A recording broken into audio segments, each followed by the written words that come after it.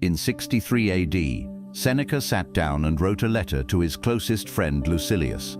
This was not a normal man writing a normal letter.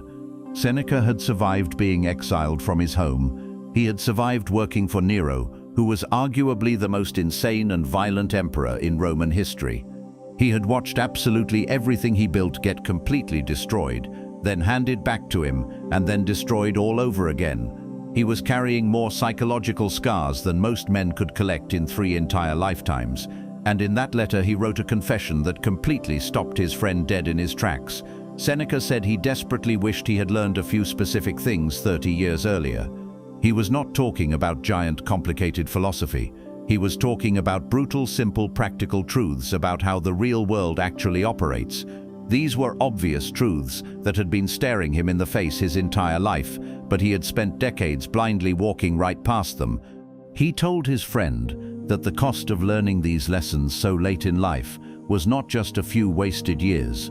The true cost was that he had lived entire chapters of his one single life sprinting in the completely wrong direction. I am going to hand you those exact same lessons today. There are 7 of them. These are the dark truths that the ancient Stoics paid a massive and painful price to finally understand. These are the exact same lessons that average people spend 10 or 20 years figuring out the hard way. You need to pay very close attention as we go down this list. The first few lessons will sound familiar to you, but the final 2 lessons are the exact ones that will permanently rewire how you look at your entire future. Most normal people learn their life lessons the exact same stupid way. They sprint full speed into a brick wall. They feel the massive pain. They spend months trying to recover. And then if they are incredibly lucky, they finally understand what the brick wall was trying to teach them. If they are not lucky, they just turn around and sprint into the exact same wall again next year. The ancient Stoics believed this was a pathetic way to live. They used a completely different strategy. They believed in aggressively extracting the lessons from the lives of great men, so they never had to pay the brutal personal cost of discovering those lessons themselves. That is exactly what this video is designed to do for you. These are 7 brutal lessons that took real historical figures, decades of actual suffering to learn. I am laying them out clearly right now so you can absorb all of them in the next 10 minutes, instead of wasting the next 10 years of your life. Number 1. Most of your daily suffering is totally fake. Let us be very clear. Not all pain is fake.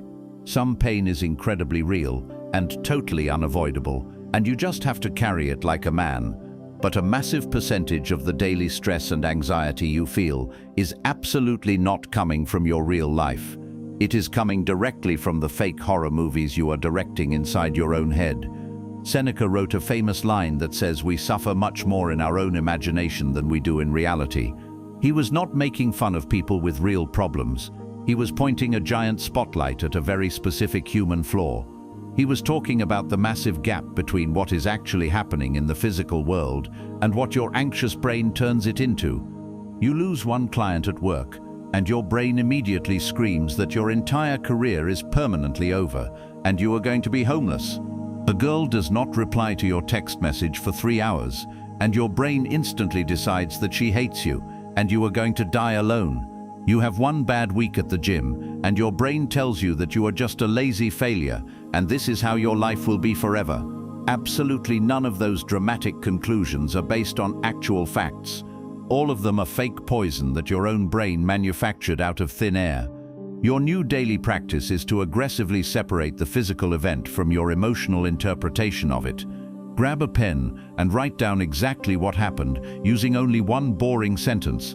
Then write down the massive theatrical disaster your brain turned it into. When you force yourself to look at that gap on paper, your unnecessary panic shrinks immediately. Not because your external situation magically got fixed, but because you finally stopped pouring gasoline on your own fire. Number 2. Your time is the only currency that exists. Seneca opened one of his most famous books with a sentence that should genuinely keep you awake at night. He wrote that it is not that we have a short time to live on this earth, but that we waste a massive amount of it doing absolutely nothing. He was not just calling people lazy. He was attacking something much darker and much more destructive. He was attacking the toxic human habit of treating time like it is an infinite resource. You say yes to stupid favors that do not deserve a single second of your day, just because saying yes feels easier than defending your boundaries.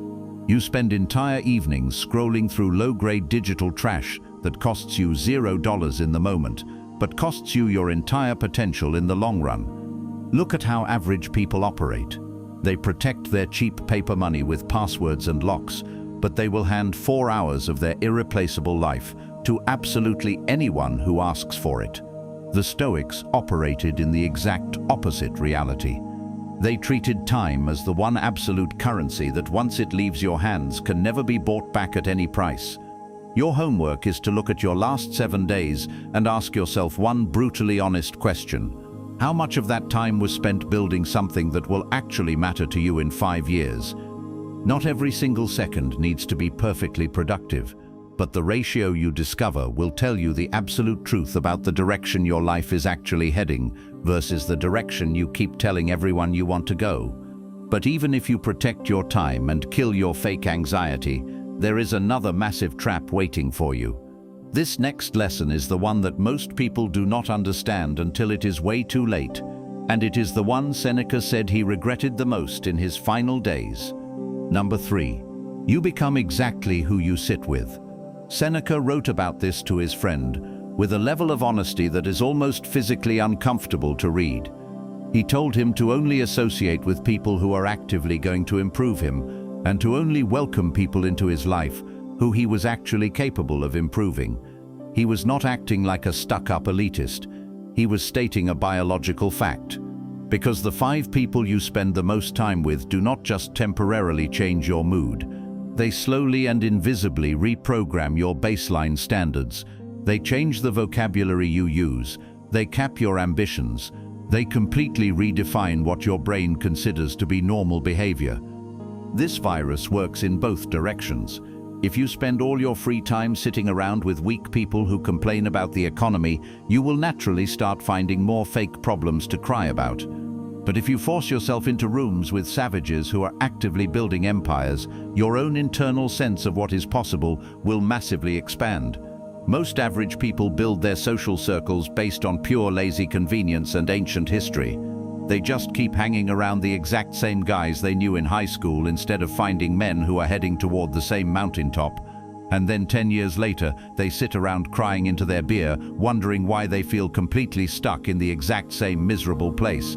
You do not have to be a jerk and dramatically cut everyone off, but you absolutely must look in the mirror and be brutally honest about who is actively pulling you forward and who is making your lazy comfort zone feel way too warm and fuzzy. Number 4. Clarity will always destroy motivation. The entire internet is obsessed with finding motivation, but absolutely nobody is talking about the one specific weapon that makes motivation completely useless: clarity. A man who knows exactly what empire he is trying to build and exactly why he is willing to bleed for it absolutely never needs motivation. He wakes up and violently attacks his work because his target is so incredibly clear that taking a day off feels like a mental illness.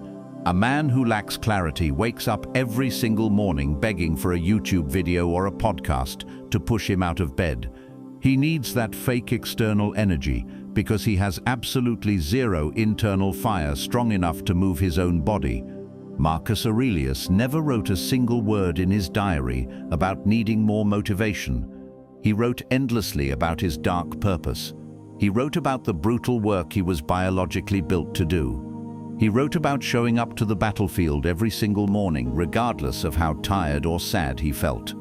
The feeling of motivation always followed the violent action. It absolutely never preceded it. Your daily practice is to answer 3 specific questions on paper until the answers are so sharp they could cut glass. What exact empire am I trying to build? Why does building it matter to me on a level deeper than just wanting a nice car? And what exactly does the next 90 days of savage progress look like on a calendar? If your answers are vague, your entire life direction will be vague. And vague direction guarantees that you will spend the rest of your life sitting on the couch, waiting for a magical wave of motivation that is never going to arrive. But clarity alone is not enough to build an empire. Lesson 5 is the one rule that everyone pretends to understand, but almost nobody actually executes. And it is the one habit that compounds the most aggressively over a decade. Number 5. Boring consistency destroys random intensity. The legendary Roman leader, Cato the Younger, did not become the most disciplined and feared man in the empire by having random dramatic bursts of superhero effort. He became an absolute machine through incredibly boring, unrelenting daily consistency. He walked the exact same brutal miles every day. He ate the exact same cheap, tasteless food every day. He held himself to the exact same ironclad standards on the best day of his life and the worst day of his life without a single flinch. He did not do this because he had OCD. He did it because he understood a dark secret about human nature. The man you are on your boring average Tuesday is the man you actually are. You are not the superhero you pretend to be on your most inspired day. Look at how weak people operate. They try to cover up their lazy inconsistency with random spikes of crazy intensity. They sit on the couch eating garbage for 2 solid weeks, and then they go to the gym and try to train for 3 hours straight until they vomit. They ignore their massive projects at work for a month, and then try to pull an all-nighter to catch up. And then they walk around playing the victim, wondering why they never actually make any permanent progress, despite feeling so exhausted all the time. The ancient Stoics never measured a man by how high his absolute peak was. They measured a man entirely by where his floor was. What is the absolute bare minimum standard of behavior you will accept from yourself every single day, without a single excuse? That lowest floor is your actual true character. If you aggressively raise the floor, the ceiling will completely take care of itself. Pick one specific brutal habit that actually matters to your future and do a tiny micro version of it every single day for the next 30 days without breaking the chain. Do not try to do the most impressive massive version. Do the absolute minimum viable version. Your only goal right now is to forge the iron habit, not to produce a massive result. Once the habit becomes an unbreakable part of your identity, the massive results will automatically follow. Number 6. Silence is your most dangerous weapon. I am not talking about the awkward silence of a guy who is too scared to speak. I am talking about the terrifying silence of a man who actively chooses not to say everything he knows. Zeno, the absolute founder of Stoicism, was once asked why he spent so much time listening and so little time talking. He gave a brutal answer. He said, "We have 2 ears and 1 mouth, and we should use them in that exact proportion." But beyond just sounding like a smart quote, there is something incredibly dark and powerful happening when a dangerous man deliberately chooses to stay silent. Total silence broadcasts to the room that you are not desperate for the conversation to go your way. It screams that you have absolutely zero need to fill the empty air with nervous chatter just to feel safe. It tells everyone that when you finally do decide to speak, your words have been carefully loaded like sniper rounds instead of just puked out of your mouth. We live in a weak generation where average people constantly vomit every single thought that enters their brain without filtering a single syllable. In that kind of loud, chaotic world, the quality of absolute silence is extraordinarily rare and incredibly intimidating. The lesson here is not to become a mute and never talk to your friends. The lesson is to massively raise the price of admission for what actually earns a verbal reaction from you. Not every stupid insult deserves a clap back. Not every dumb question deserves your immediate attention. Not every awkward pause in a meeting needs you to jump in and save it. The man who aggressively hoards his words and only speaks when he has a kill shot lined up becomes the only man in the room worth listening to. Number 7. The future version of you is a lie. This is the exact lesson that Seneca confessed cost him the most blood and treasure to learn.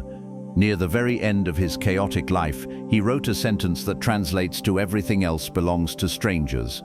Only our time is truly ours." And he wrote those words with the bitter, heavy regret of a man who had burned way too many years waiting for the perfect conditions before finally becoming the man he knew he was supposed to be. Almost every single person watching this video right now has a phantom version of themselves that they are slowly building toward in their head. It is a future version of you that is finally disciplined. He is totally focused. He is brutally honest. He is completely present with his family. He guards his energy like a hawk. And you are always telling yourself that you are going to become that exact guy very soon. You just need this one busy period at work to pass. You just need this one stressful situation to magically resolve itself. You are just waiting for things to settle down a little bit. That phantom version of you is absolutely never going to arrive while you sit around waiting. He only arrives the exact second you make a violent decision to be him, today, right now, in the exact messy, terrible conditions you currently live in. You do not wait for the perfect sunny day, because the perfect sunny day is a myth. The ancient leaders called this the brutal practice of living as if today was your entire life. They did not say this because having giant ambitions is a bad thing. They said it because the man who constantly postpones his own true identity is quietly forging a permanent habit of hesitation, and that pathetic hesitation eventually becomes his entire character. Seneca paid a massive, terrifying price to learn this lesson at the end of his life. You absolutely do not have to. These 7 ancient lessons are sitting right in front of you. The cost of learning them the hard way is a decade of your life completely wasted. The cost of learning them right now was just the last 10 minutes you spent watching this video. The only terrifying question left is what exactly you are going to do with them before the sun comes up tomorrow. If you are finally ready to stop walking into the exact same brick walls year after year, hit the like button right now. Make sure you subscribe to this channel so you never forget the cost of your own time. And I want you to make a physical commitment right now to lock this in. Go down to the comments and type the exact word clarity. Do not just think about it in your head. Make that physical action your absolute declaration that the days of postponing your true self are permanently over.